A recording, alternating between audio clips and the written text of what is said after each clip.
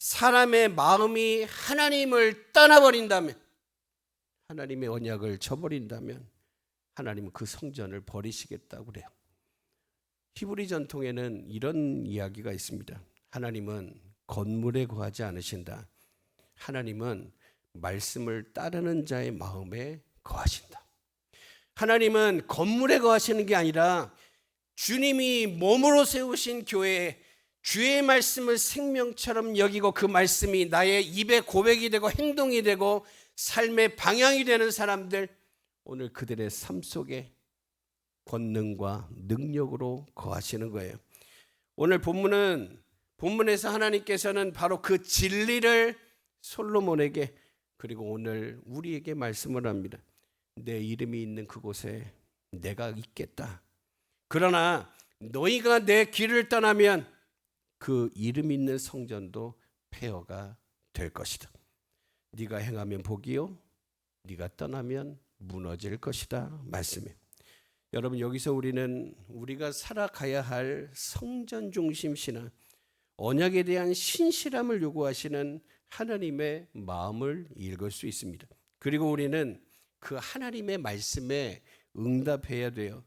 이 시간 하나님이 솔로몬에게 주신 당부의 말씀, 경고의 말씀을 통해 오늘 우리 자신과 우리 교회와 우리 가정과 우리의 삶이 어떤 신앙의 길을 걸어가고 있는지, 말씀과 연결된 삶을 살고 있냐. 근데 말씀이 연결된다는 건 결국 생각과 내 입과 내 얼굴과 내 행동과 내 삶의 열매로 나타나게 된다라고 하는 거예요. 여러분, 사랑하면 바라보게 돼 있고 믿으면 의지하게 되어 있어요. 여러분, 믿는다고 하면서 의지하지 않는 것은 안 믿는 거예요. 안 믿는 거예요. 오늘 여러분, 그거에는 반드시 그 뒤 후속에 대한 결과가 나오게 됐다는 거죠. 오늘 9장 1절부터 9절에서 우리에게 무엇을 말씀합니까? 첫째로 하나님은 말씀을 듣고 순종하기를 원하십니다. 2절 3절에 보니까 여호와께서 전에 기브온에서 나타나신 것처럼 솔로몬에게 다시 나타나셨다. 근데 거기에 뭐라고 하시면 네가 건축한 이 성전을 거룩하게 구별하여 내 이름을 영원히 그곳에 두겠다라고 말씀을 해요. 여러분, 이것은 무슨 뜻이에요? 하나님이 나타나셨다는 건 무슨 뜻이에요? 하나님이 응답하셨다는 뜻이에요. 하나님이 응답하셨다는 뜻이에요. 근데 이 응답은 단순히 내가 너를 축복하겠다, 복을 주겠다라고 하는 선언이 아니에요. 오히려 이제 이것은 분명하고도 명확한 조건부 언약의 말씀이에요. 하나님 이렇게 말씀합니다. 이제부터는 네가 어떻게 하느냐에 따라서 이 성전의 운명이 달라질 것이다 라고 그래요. 다시 말하면 하나님은 건물의 위대함이 아니라 이 건물을 중심으로 살아가는 백성의 신실함을 기준으로 보신다는 거예요. 신실함을 기준으로 보신다. 여러분, 히브리인들은 기억의 공동체입니다. 수천 년 동안 기억으로 내려갔어요. 여러분, 그들은 절기를 통해서 하나님이 우리에게 어떻게 행하셨는가를 잊지 않으려고 했어요. 여러분, 그 중에 하나가 뭐냐면 초막절이라는 거예요. 초막절. 지금도 그들은 초막절을 지켜요. 근데 그들은 초막절이 되면 집에서 자지 않습니다. 여러분, 온 가족이 집을 나와서 나뭇가지나 혹은 요즘은 텐트를 쓰기도 하지만 임시 장막에 거하면서 일주일을 보내요. 여러분, 집보다 불편하겠지요. 그래서 천막인데 밖에 나왔으니까 얼마나 편하겠어요. 그래서 장막이 불편할 것이고 비바람에 약할 것이고 일상 속에서 침대 속에서 자던 그런 안락함은 없을 거예요. 하지만 바로 거기에서 그 불편함 속에서 아이들이 물어요. 아빠, 왜 우리는 집 놔두고 따뜻하고 안전하고 안락한 집 놔두고 왜 여기 이런 불편한 곳에서 자야 됩니까? 라고 물어요. 그럼 아빠가 이렇게 대답해요. 우리가 광야에 있을 때 하나님께서 우리와 함께 거하시고 우리를 지켜주셨기 때문이다. 우리는 그 은혜를 기억하기 위해 여기 나와서 일주일간 자는 거예요. 주님께서 우리 조상들이 그렇게 있을 집도 없고 거할 곳이 없을 때 그렇게 하나님이 함께 하셨어요. 여러분, 근데 이 대화는 단순한 교육이 아니에요. 이것은 히브리인들 전체가, 그들의 삶 전체가 하나님의 말씀과 하나님의 임재와 하나님이 주셨던 은혜가 기억이 되는 공간이라는 걸 보여주는 거예요. 본문에서 하나님은 솔로몬에게 말씀합니다. 네가 봉헌한 이 성전을 거룩하게 구별했다. 그리고 내 눈과 내 마음이 항상 거기에 있으리라. 그런데 이 약속은 한 가지 굉장히 중요한 전제가 있어요. 전제 뭘까요? 네가 내 말을 듣고 순종할 때. 그래. 여러분, 여기서 히브리어로 듣는다라고 하는 것은 샤마입니다. 샤마라고 하는 말에서 쉐마가 나왔어요. 근데 이 샤마라고 하는 말은 단순히 귀로만 듣는 게 아니에요. 귀로 듣는 의미를 넘어서 마음으로 듣고 믿음으로 듣고 행동으로 응답한다고 하는 의미를 담고 있어요. 그래서 신명기 6장에 나오는 쉐마 이스라엘, 들으라 이스라엘, 듣고 따르는 삶을 살아라 이스라엘. 그러면 너희에게 약속대로, 약속 가운데 있는 은혜가, 약속 가운데 있는 복이, 약속 가운데 있는 소망이, 약속 가운데 있는 기적이, 약속 가운데 있는 응답이, 약속 가운데 있는 평강이 너희의 삶의 전부가 될 것이다. 다시 말하면 쉐마 이스라엘은 하나님께서 그냥 듣기만 하라고 주시는 게 아니라 하나님의 백성들에게 전인격적인, 아니 전삼적인 순종을 요구하는 선언. 오늘 우리가 하나님 앞에 살아갈 때 하나님만 약속을 지키시는 게 아니라 나도 그 약속을, 여러분 약속을 혼자 하는 사람은 없어요. 다 쌍방이잖아요. 약속에는 반드시 쌍방의 책임이 있는 거예요. 쌍방의 책임. 근데 중요한 건 하나님은 변하지 않아요. 그럼 누가 변해요? 내가 변하는 거예요. 나의 문제라는 거예요. 사랑하는 여러분, 하나님의 임재는 건물이라고 하는 물리적 공간에 그냥 딱 하니 전오면 자동적으로 이루어지는 그런 것이 아닙니다. 하나님의 임재는 말씀을 듣고 순종하여 살아가는 삶의 자세 안에 머무는 거예요. 여러분, 성전은 거룩한 곳이에요. 왜? 거룩하게 하나님이 구별하시기 때문에 그래요. 근데 더 중요한 건 뭐냐면 그 성전 안에 하나님 앞에 나온 사람들, 그 사람들이 얼마나 하나님의 말씀을 사모하고 사랑하고 순종하느냐라고 하는 거예요. 오늘 우리가 아름다운 교회 건물에서 예배를 하지만 하나님께서 찾으시는 것은, 하나님이 더 중요하게 여기시는 것은 순종의 자리에서 드려지는 예배, 말씀에 귀 기울이는 마음, 그리고 받은 말씀을 어떻게 하면 삶이 되게 할까? 어떻게 하면 순종해서 내 삶이 되게 할까? 있잖아요. 거기에 임하는 자세. 오늘 여러분 이것을 더 중요하게 생각하시는 거예요. 믿음은 주일만의 믿음이 되면 안 되지 않아요. 믿음은, 주일의 믿음은 한 주간을 시작하는 믿음이지 한 순간의 끝으로, 시간으로 끝나는 믿음이 되면 안 된다는 거예요. 하나님은 솔로몬에게 말씀하신 것처럼 오늘 우리에게도 말씀을 합니다. 뭐라고 해요? 내가 네 기도를 들었다. 네가 한 기도를 들었다. 그리고 네가 봉헌한 성전을 구별했다. 이제 너는 내 말을 듣고 그 말씀 안에 살아라. 그러면 그 구별은 그 이후에 미래가 되고 삶이 될 거예요. 여러분, 하나님의 음성에 온전히 응답하여 하나님이 약속으로 다 주셨어요. 은혜도 주시고 복도 주시고 응답도 주시고 건강도 주시고 여러분 영원한 삶들 다 주셨는데 이제 그것은 내가 하나님 앞에 응답할 차례라는 거예요. 약속을 받았으니 이제는 내 차례, 주님의 약속에 응답할 차례인데 응답을 하면 이제 약속으로 받은 은혜와 복은 실제로 이루어지고 성취되는 내 삶이 된다라고 하는 거예요. 저와 여러분, 하나님께 받은 내 삶이 세상 속에서 자랑할 만하고 하나님께 영광될 만한 귀한 삶이 되기를 소망합니다. 그리고 두 번째는 뭘까요? 언약에 대한 신실함이 하나님이 약속하신, 우리에게 허락하신 복을 더 견고하게 한다는 거예요. 우리 한번 따라해 봅시다. 언약에 대한 신실함이 복을 견고하게 합니다.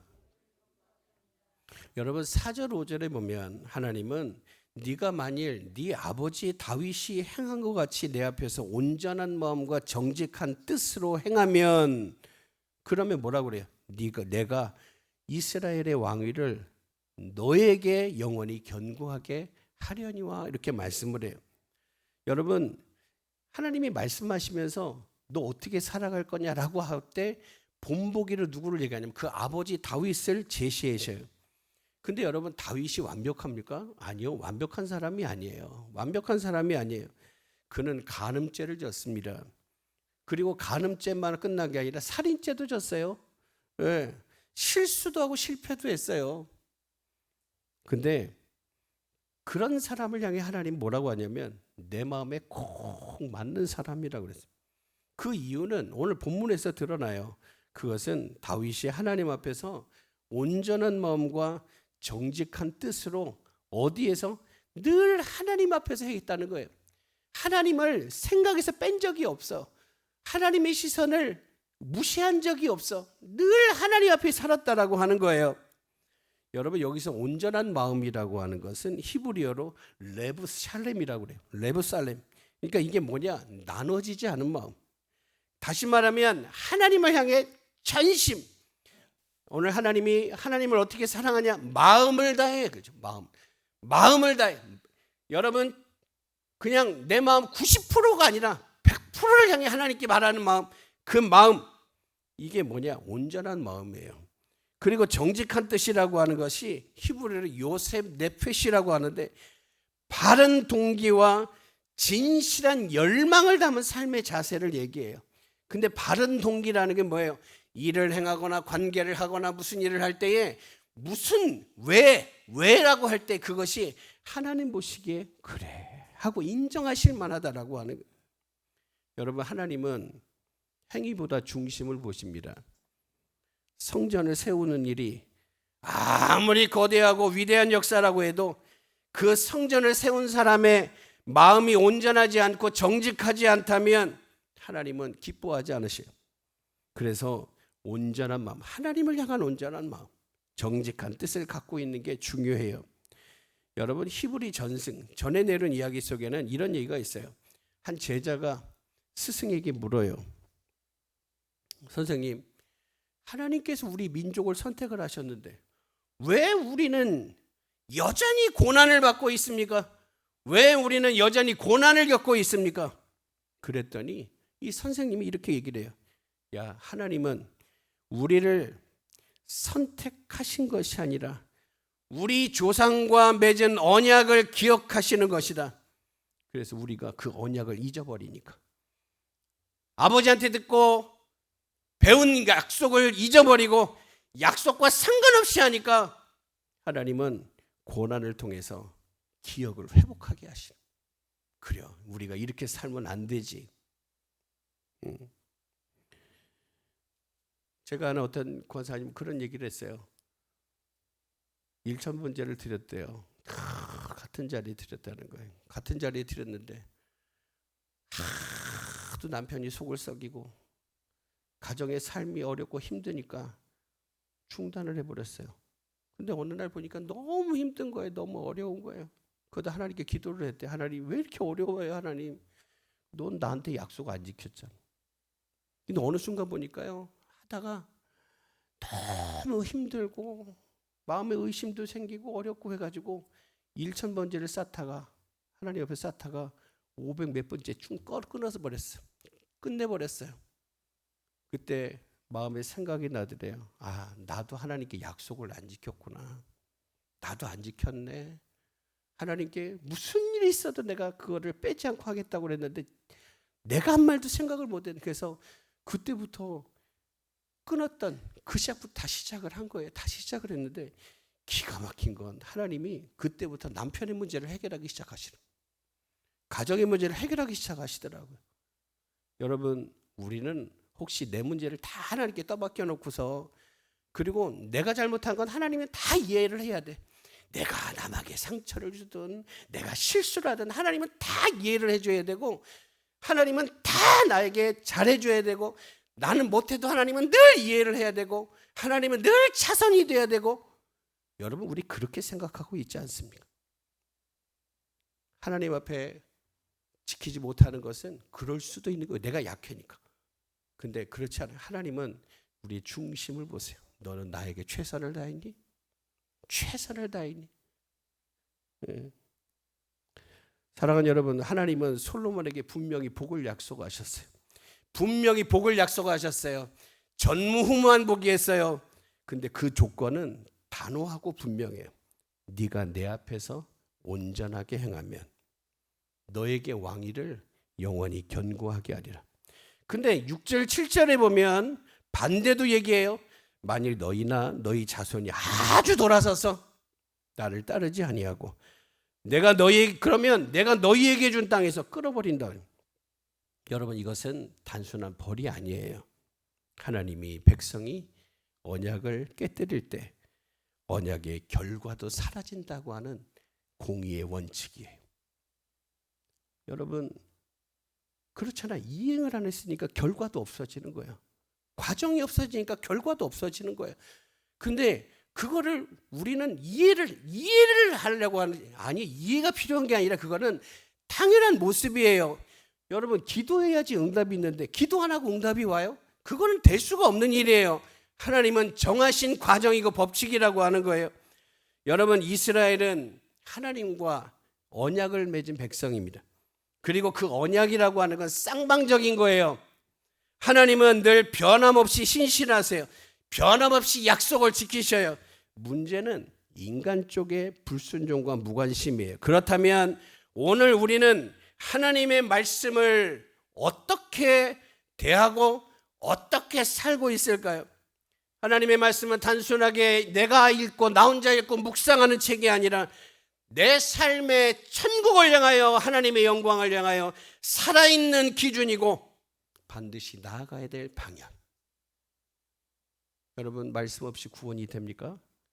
주의 은혜와 하나님의 함께 하심이 없이 생천국 갈 수 있어요?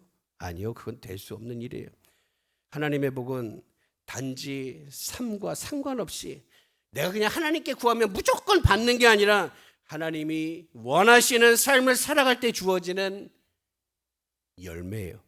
그러므로 내가 신실하신 하나님을 믿고 그 언약을 지키시는 하나님을 믿는다면 우리도 하나님의 약속의 말씀 앞에 정직하게 서서 여러분, 그 언약대로 이루어지는 복을 경험하는 우리 모두가 되어야 되겠습니다. 그리고 마지막 세 번째는 무너짐의 경고를 기억해야 되겠습니다. 여러분, 말씀 속에 여러분 좋은 것만 생각하지 마세요. 하나님 말씀은 버릴 것이 없어요. 다 받아요. 왜? 우리의 삶과 연결된 거니까. 8절 9절에 보니까 이렇게 말씀, 이 성전이 높을지라도. 근데 이 성전이 높아. 사람들이 예전에는 근데 지나가는 자마다 놀라며 비웃어 이르되 왜 무너졌냐? 그랬더니 이는 그들의 조상들을 애굽에서 인도하여 내신 그들의 하나님 여호와를 버리고 그래요. 여러분, 하나님은 솔로몬에게 복만 말씀하지 않습니다. 오히려 정확하고 구체적인 심판을 경고하세요. 근데 이 심판은 단지 내면의 경고에 그치지 않고 눈에 보이게 드러나게 될 겁니다. 여러분, 8절에서 하나님은 이 성전이 높을지라도 라고 하는데, 여러분, 아무리 높고 아무리 위대하고 아무리 대단하고 그래도 무너질 수 있다라고 하는 걸 말씀을 하고 있는 거예요. 여러분, 여기서 높다라고 하는 말은 단순히 건물의 웅장함이 아니라 하나님께 바쳐진 것이라는 의미예요. 높이 가는 건 누구한테 가는 거? 하나님께 가는 거잖아. 근데 하나님은 그 거룩함조차 불순종 앞에서는 무력해질 수 있어요. 근데 이게 굉장히 충격적인 선언이었어요. 왜냐하면 여러분, 이스라엘 백성들에게 있어서 성전은 단순한 건물이 아니라 하나님의 임재와 하나님의 백성들이 언약 가운데 만나는 장소였거든요.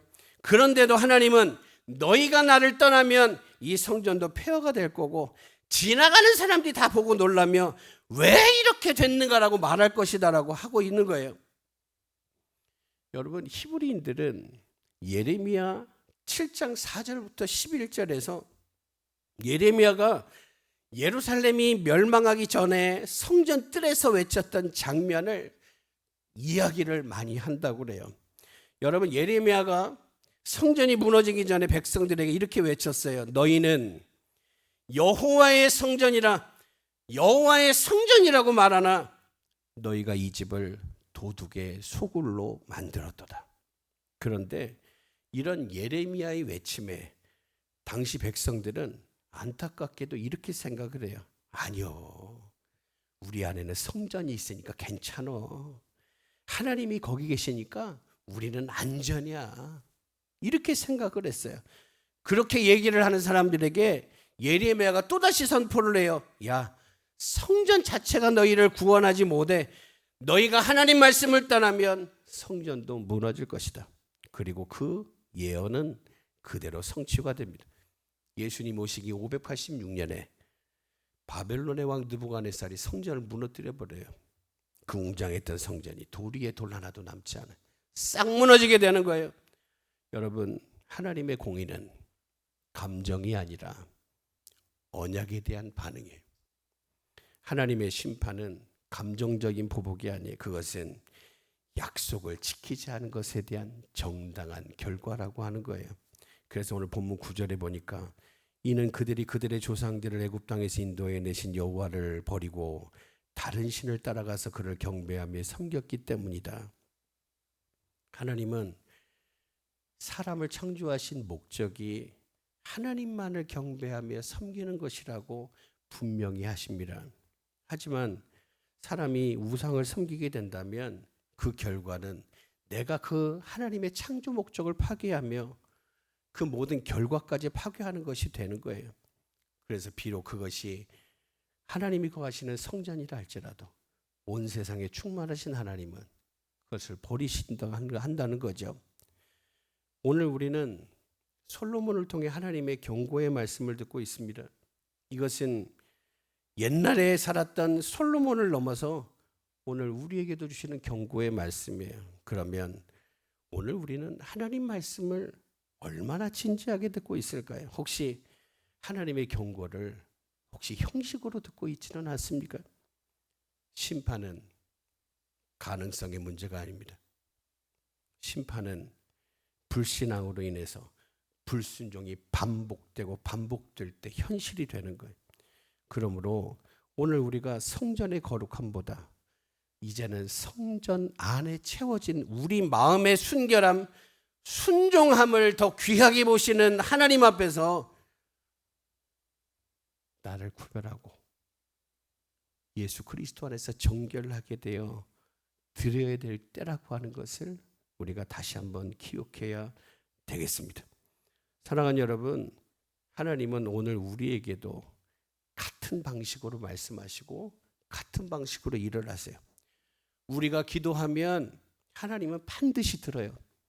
우리가 헌신하면 하나님 반드시 받아주세요. 그러나 그 이후에 하나님은 반드시 당부하세요. 내 말에 귀 기울이고 내 앞에 온전한 마음으로 살아라. 그렇지 않으면 내가 세운 것도 무너진다. 여러분, 이 말씀은 우리에게 도움을 주려고 하는 게 아니에요. 하나님은 우리와의 관계를 지키기를 원하시는 거예요. 자꾸 돌아오라고 하시는 이유는, 순종하라고 하시는 이유는 하나님이 하나님 밑에 우리를 두려고 하는 게 아니라 하나님이 은혜 주실 수 있는 관계, 하나님이 복을 주실 수 있는 관계, 하나님의 영광을 나타내실 수 있는 관계를 지키기 위한 우리에 대한 부르심이에요. 그래서 우리에게 필요한 건 뭐냐면 복잡한 논리가 아니에요. 뭘까요? 단순하고 진실한 순종입니다. 여러분, 우리 모두 말씀 앞에 서기를 축복합니다. 귀를 기울이기를 소망합니다. 말씀을 따라가십시오. 삶이 될 겁니다. 말씀에 순종하십시오. 주님은 내가 생각하지 못했던 방법으로 역사하실 거예요. 오늘 주님 이렇게 말씀하시고 우리가 말씀 앞에 서고 귀를 기울이고 따라갈 때 오늘 하나님은 이렇게 우리에게도 말씀할 겁니다. 내 눈과 내 마음이 항상 거기에 있으리라. 오늘 우리 모든 삶의 자리에 하나님의 임재하심과 함께하심이 함께하기를 주의 이름으로 축복합니다. 기도합니다. 하나님, 주의 말씀이 살아있는 나의 삶의 기준이 되게 하시고 반드시 나아가야 되는 방향이기에 하나님 우리에게 허락하실진데 주의 뒤를 따라가며 주님 주신 은혜를 맛보며 하나님의 함께하심 그 진리의 온전함을 드러내게 하옵소서.